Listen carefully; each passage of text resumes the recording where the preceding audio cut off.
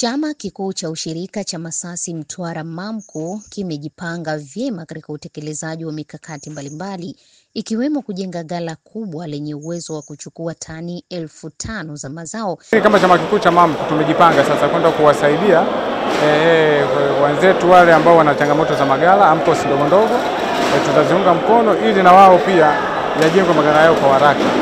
Lakini kama chama kikuu pia tumejipanga kwenda kujenga ghala kubwa lenye uwezo wa kuchukua tani 5,000 pale na Nyamba, ili kuhakikisha wakulima wale sasa wasihangaike kipindi cha kupeleka mizigo yao katika maghala makuu.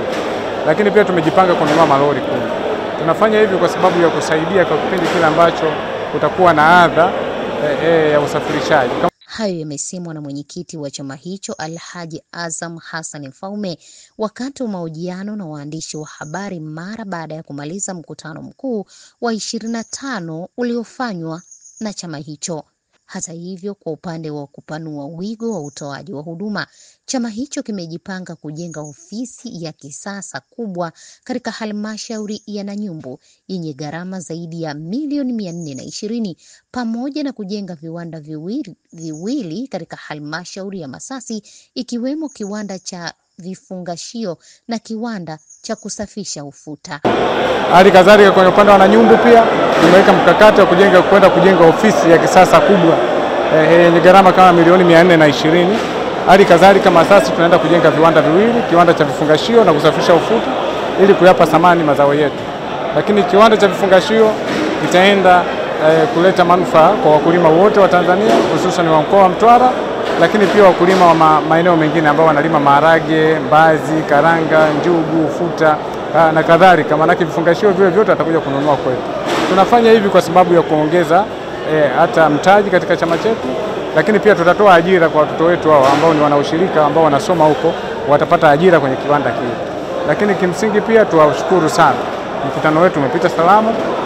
Lakini chama kikuu tumefanya kitu kikubwa ambacho tumekiona walau kwa uchache tukiunge mkono halmashauri zetu 3 hizi ama wilaya zetu 3, Nanyumbu, wilaya Nanyumbu, Masasi pamoja na Mtwara.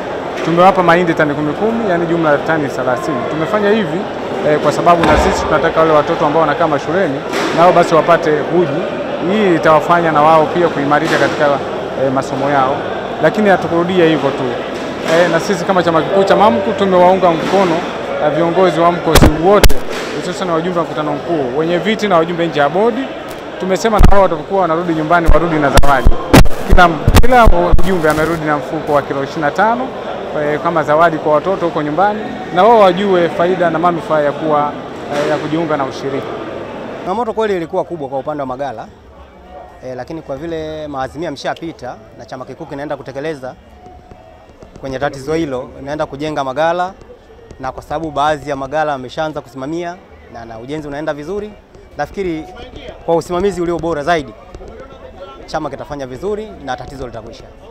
Jina mimi naitwa Makwesa Hamisi Hassani, mwenyekiti wa Naliendelea AMCOS.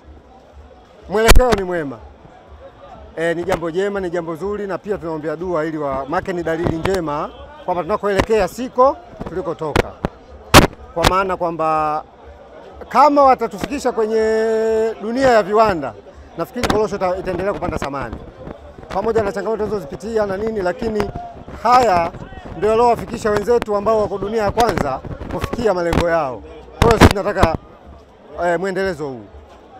Sheila Hatibu, Shaytv, Lindi.